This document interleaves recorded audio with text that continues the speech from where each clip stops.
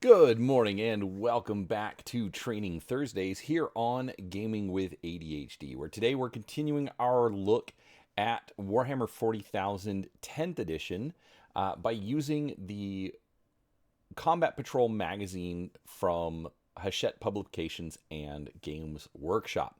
Now, if this is your first time here, I've been basically breaking down the basics, or let me rephrase that, the learn to play material that's included with the magazine subscription. I think it's an interesting way to break it down and present all of the topics for a game of Warhammer 40,000. And I just thought it would be fun to go through all of this and hopefully, relearn how to play 40K myself. It's been many years since I've played, and also, be able to dig into it and see how they present it, see if I can use it for some other topics as well. So, with all of that out of the way, do make sure you're subscribed to the channel. I try to put out a few videos each week covering all sorts of tabletop gaming content, and I'd love for you to come along and see what we have to share. But with that out of the way, let's go ahead and get started. All right, so today we are talking about ranged weapons and shooting. In our previous video, we talked about dice and modifiers, and so obviously in a science fiction game, there are going to be plenty of ranged weapon options. So now we're going to learn how to use them. So, making attacks with ranged weapons works almost exactly like making attacks with melee weapons, except ranged weapons can be used to strike foes from afar. The ranged weapons a model is equipped with can be found on the ranged weapons section of its datasheet shown here. So that is this section on the datasheet. Now, when I got into the game, all of your ballistic skills and weapon skills were, if I can get the highlighter to work, were actually included as part of the stat line. And then your number of attacks and the weapon stats were, just contained within the weapons themselves, not part of the data sheet. So I am still getting used to how this works, but I actually do kind of like the setup. The fact that here is the data sheet for a squad of Infernus Marines, and so the common stats are all going to be shown here at the top, and then breaks it down for ranged weapons and melee weapons. So we've got a bolt pistol, pyre blaster, and a close combat weapon. So the key things you want to keep in mind for your ranged weapons. Number one is the range. This is how far you're going to be able to shoot with that particular weapon. So in this particular case, for our bolt pistol and our pyre blaster, we're looking at 12 inches of range. Now, for the bolt pistol, you have one attack. That means you're going to get to roll one dice when you're actually shooting. You have a ballistic skill of 3+. Okay, so whenever you roll for the one dice you get to roll for your bolt pistol, you need a 3 or higher in order to hit.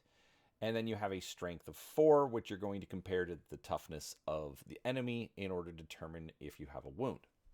Bolt pistols have no AP, and if they are successful in wounding, will do 1 damage. Now, for our pyre blaster, it has the abilities of ignores cover and torrent.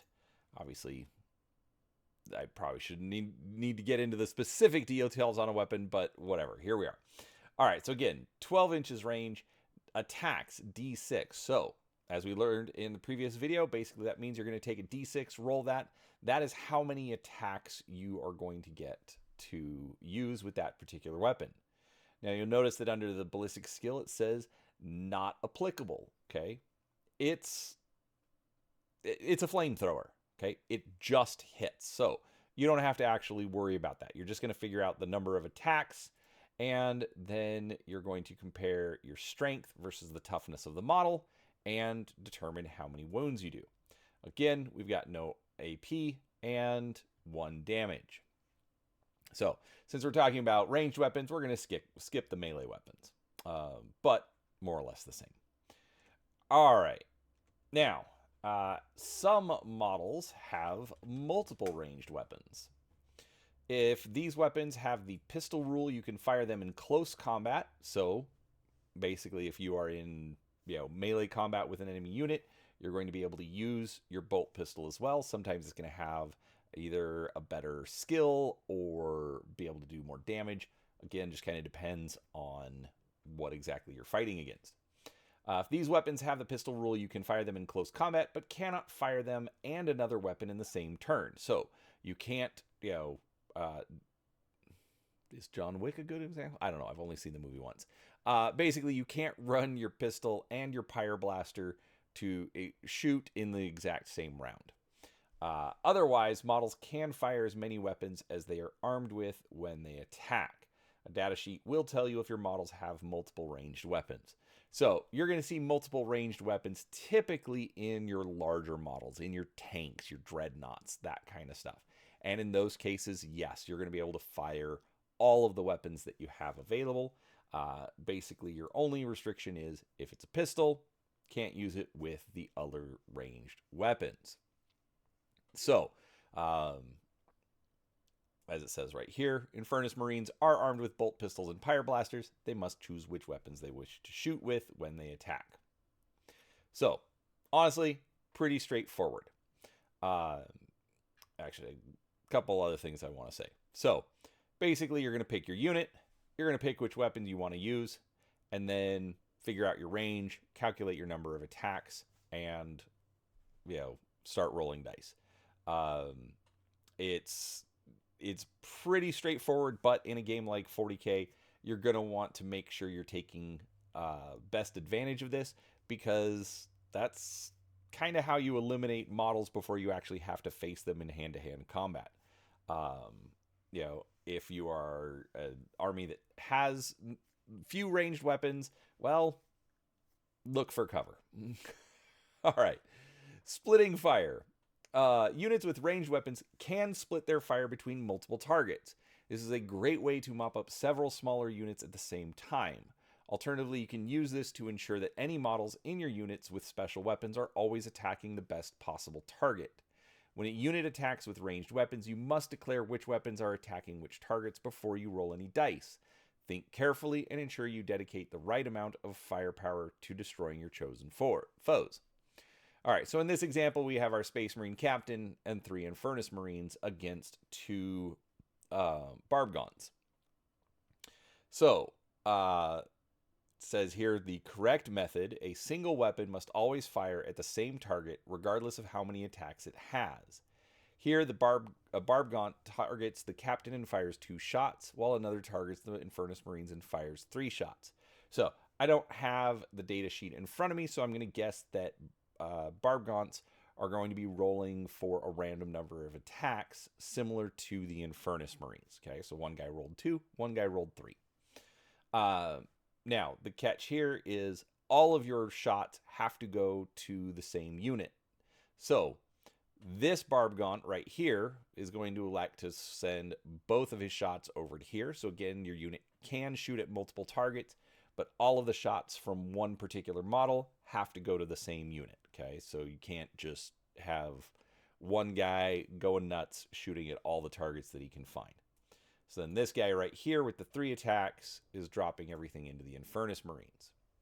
So, again, kind of emphasizing, so the incorrect method, you cannot split fire from the same weapon. So, this Barbgaunt right here, say he rolls 5 attacks, well, he can't put 3 on one guy and 2 on the other. He has to drop all 5 of them against one particular unit.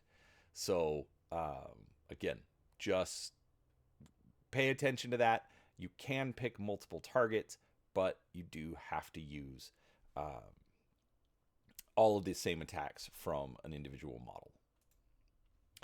All right, so that is the basics on shooting and splitting fire. Again, make sure you're reading your data sheet. All of the information is there, and sometimes you're going to be kind of impressed with what you can do.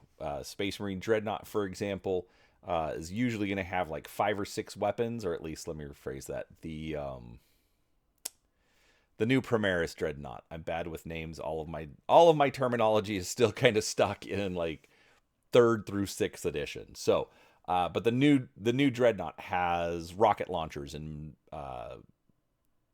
the plasma cannon and storm bolters, heavy bolters, chain bolters, all that kind of stuff stacked on top of it. So just make sure you're looking at your data sheet. That'll tell you what's going to be available. Just remember, can't use the pistol with any other weapon. So with that said, thank you very much for watching. I hope you enjoyed it. If you did, make sure you hit the like button, subscribe if you're new here, and as always, thanks for watching.